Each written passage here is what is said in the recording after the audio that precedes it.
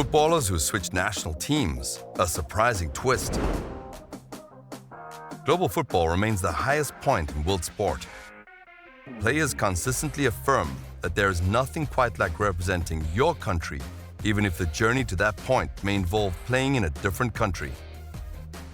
Players changing national teams has always happened in football, like Alfredo Di Stefano did, but nowadays it's more common and accepted.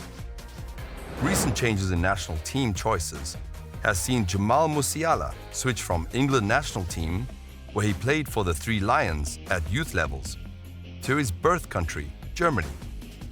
Similarly, Michail Antonio has joined Jamaica for the 2022 World Cup, utilizing eligibility through his parents. Antonio, who never played for England, confirming his decision to represent Ireland. When asked about a potential swap, he said, We've come up with a list of active players who, having played for one nation, did change their allegiances to represent another and looked at what happened next. Jack Grealish. Transitioning from the Republic of Ireland to England, Jack Grealish eventually turned down a senior call-up with the intention of donning the England jersey. What happened afterwards was a turning chapter in Grealish's career. After the switch, he helped England under-21s win the 2016 Toulon tournament before starting a now legendary 4-year wait for a senior call-up. In 2020, that wait concluded and Captain Jack made an impact. His role as a super sub during England's journey to the Euro 2020 finals was amazing, turning a number of games from the bench and scoring the Three Lions' final goal of their 6-2 thrashing of Iran at the 2022 World Cup. Diego Costa. Diego Costa is a rare instance when a player changed nationality for purely cynical reasons. Diego Costa, originally from Brazil, intentionally began his international career representing the Brazilian national team in friendly matches against Italy and Russia in 2013. However, later that year, he obtained Spanish citizenship, prompting the Royal Spanish Football Federation to seek FIFA's permission to include him in the Spanish national team. Unsurprisingly, Costa faced backlash during the 2014 World Cup, with home fans in Brazil expressing their feelings of betrayal through boos.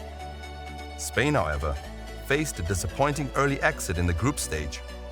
Despite Costa's decision to switch allegiances, he couldn't escape the overall humiliation of that year, particularly considering the infamous semi-final result for Brazil. Pierre-Emerick Aubameyang. Pierre-Emerick Aubameyang was born in France to a dad from Gabon and a mom from Spain. He could have chosen a few countries to play for when he was growing up. At first, he was part of the French youth system, but in 2009, he decided to play for Gabon, and he stuck with that choice. After making this move, Aubameyang helped Gabon reach the quarterfinals of the African Cup of Nations, which was a big deal for them. He even became the captain of the team and scored 30 goals in 72 games before deciding to retire from playing internationally. Inaki Williams.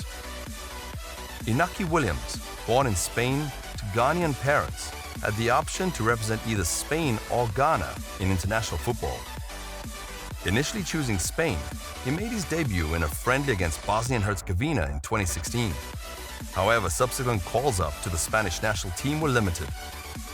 Surprisingly, in July 2022, just months before the World Cup, Inaki declared himself available to be chosen by Ghana for the upcoming tournament, and he was selected. Initially chosen for friendlies in September and later included in the final list of players heading to Qatar, Inaki Williams and his younger brother Nico both participated in the 2022 World Cup, representing different countries, as Nico was called up by Spain. Neven Subotic. Neven Subotic's journey from the United States of Serbia is rooted in his family's fleeing Yugoslavia in the early 90s. After living in Germany for a period, he moved to the USA and progressed through their youth system, featuring for the under-17 and under-20 sides. However, a particular incident occurred when then under-21 coach Thomas Rongen, who made an unusual claim that Subotic hadn't developed, likely influencing Subotic's decision to change allegiances. Upon switching to Serbia, Subotic faced much difficulties. Inconsistent performances led to him being excluded from the 2010 World Cup squad, although he did make a good appearance, playing a key role as Serbia defeated Germany 1-0. Subsequently, in 2010, his impact was hindered by injuries and the frequent changes in coaching staff for the Serbian national team. Unfortunately, he hasn't featured for the national team since 2013. Fernando Amorebieta. Fernando Amorebieta's journey from Spain to Venezuela is quite unique. Born in Venezuela to Basque parents, this uncompromising centre-back was raised in a Basque country and went on to become a legendary figure at Atletico Bilbao. Despite making a few appearances for Spain's under-19 team, his closest brush with the senior squad was being an unused substitute in 2008. In 2011, he made the decision to switch to his birth nation, Venezuela. Tariq Lamptey. Tariq Lamptey, similar to Diego Costa, made the switch in national allegiances, choosing to represent Ghana just in time for the 2022 World Cup. Born in England to Ghanaian parents, Lamptey had been hoping for a call-up to England's senior team, having already represented the country at the youth levels. However, considering the wealth of talent in the right-back position for England, Lamptey opted to switch allegiances to Ghana, securing his spot for the 2022 World Cup. Kevin Prince Boateng. The appeal of the Black Stars of Ghana seems undeniable, as evident with Kevin Prince Boateng, who made the decision to switch from Germany to Ghana just before the 2010 World Cup. Born in Berlin, Boateng had previously represented Germany at the youth levels. However, in 2009, he informed German authorities that he no longer wished to represent Germany, expressing a stronger connection to his Ghanaian heritage. Mario Fernandes. Mario Fernandes for a friendly but declined, citing personal issues. Consequently, his debut for Brazil was delayed by 3 years. He eventually played for Brazil in a friendly against Japan in 2014, marking his sole appearance for the 5-time world champions. Fernandes was called up to the World Cup by Russia, contributing to their journey to the quarterfinals.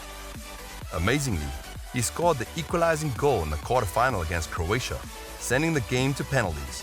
However, his fortunes turned as he failed to convert his own spot kick in the shootout, transitioning from hero to villain. Despite these ups and downs, Fernando's time with the Russian national team was short-lived.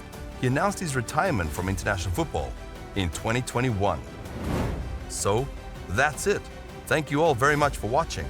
If you enjoyed the content, please give us a like. Whose switch would you say was the least expected? Let us know in the comments.